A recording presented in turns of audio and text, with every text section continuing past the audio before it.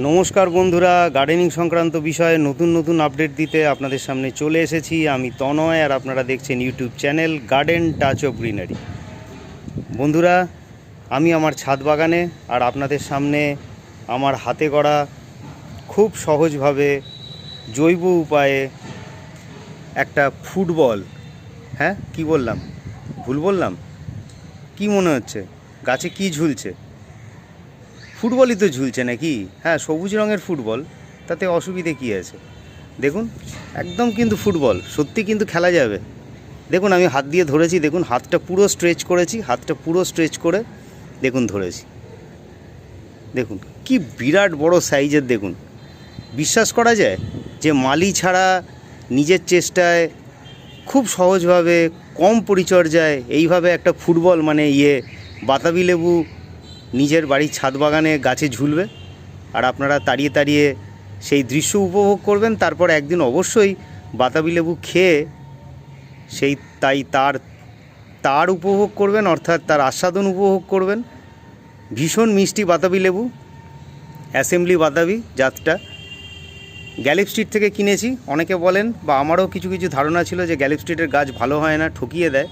হ্যাঁ, অবশ্যই কিছু কিছু ব্যবসায়ী আছে তারা ঠকায়, আবার কিছু কিছু ব্যবসায়ী আছে তারা সত্যি ভালো গাছ বিক্রি করে। আমার যে রেকর্ড পেয়ারা যে গাছটায় হয়, সেই মানে রেকর্ড সাইজের পেয়ারা, রেকর্ড পেয়ারা মানে রেকর্ড নামের পেয়ারা ভাববেন না, বিরাট বড় সাইজের পেয়ারা যে গাছটাতে আমার হয়, সেই গাছটাই যার থেকে কিনেছিলাম তার থেকেই এই অ্যাসেম্বলি বাতাবি কেনা। প্রথম দিকে কিন্তু অ্যাসেম্বলি বাতাবির সাইজ খুব একটা ভালো হয়নি, সত্যি কথা বলেই দিচ্ছি। বা সাইজ ভালোর থেকে বড় কথা হচ্ছে মানে কোয়ালিটিটা ভালো হয়নি, অত লেবু অত মিষ্টি হয়নি, কালারটা অত সুন্দর লাল হয়নি। কিন্তু আস্তে আস্তে কিন্তু যত দিন যাচ্ছে তত কিন্তু এর কোয়ালিটি কিন্তু আরও ভালো হচ্ছে। আমি ভেবেছিলাম হয়তো ঠকিয়ে দিয়েছে জাতটা এটা, বা ঠিক মতো দিতে পারেনি, কারণ অনেক বড় নার্সারি থেকে গাছ কিনলেও সবসময় যে গাছের কোয়ালিটি খুব ভালো হয় তা নয়, তার প্রমাণও আমি পেয়েছি। কিন্তু কথা হচ্ছে এই বাতাবি লেবুটা কিন্তু যত দিন যাচ্ছে তত কিন্তু সত্যিই কিন্তু এর টেস্ট অনেক ভালো হচ্ছে, এবং সাইজও বিরাট বড় হচ্ছে, কালারও ভালো হচ্ছে। সেই জন্য এখন মনে হচ্ছে না, আমাকে ঠকায়নি। দেখুন, ফুটবলের পাশে একটা কি বলবো, ডিউস বল, না ডিউস বলের থেকে বড়, মানে ক্রিকেটের বলের থেকে বড় বল এটা। কিন্তু মালটা বলে অনেকে ভুল করবে। আমি যদি এই বড়টা না দেখাতাম তাহলে আপনারা হয়তো ভাবতেন যে এটা মালটা। না, এটা মালটা না, এটা বাতাবি, কিন্তু এটা ছোট হয়েছে আর এটা বড় হয়েছে। দেখুন, বড় ভাই ছোট ভাই, দু ভাই গাছে ঝুলছে, দুর্দান্ত সাইজ, বিরাট বড় সাইজ, দেখলেই বুঝতে পারছেন। খুব সহজভাবে করা। আর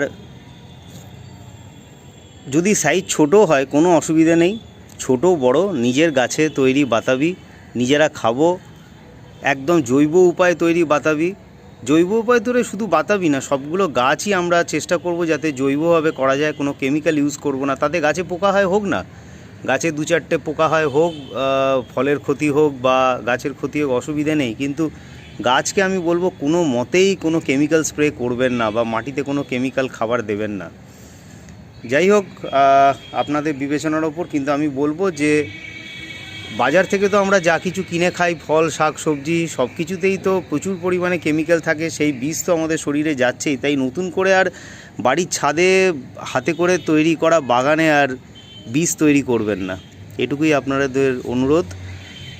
দেখুন, একটা কালো বালতিতেই করেছি, খুব সাধারণভাবেই করেছি, এখনও পর্যন্ত বড় জায়গায় দেওয়া হয়নি। তবে এটাকে ইমিডিয়েটলি একটা বড় 200 লিটারে হাফ ড্রামে দিতে পারলে সব থেকে ভালো হয়। তাতে গাছের আরও মানে রুটটা চারদিকে ছড়াবে এবং গাছটা উপরেও বড় হবে, তাতে আরও ফলের বেশি পরিমাণে ফল আসার সম্ভাবনাও আসবে। যত বেশি ব্রাঞ্চিং হবে তত বেশি ফুল ফুটবে, তত বেশি ফল হবে, এটাই অবশ্যম্ভাবী। এবং গাছটা যত বড় হবে তত তার ক্যাপাসিটি হবে আপনার ফল বেশি ধারণ করার, সেক্ষেত্রে আরও বড় জায়গায় দিলে বেশি পরিমাণে ফল হবে। তাই এটাকে অবশ্যই আমাকে একটা বড় জায়গায় দিতে হবে।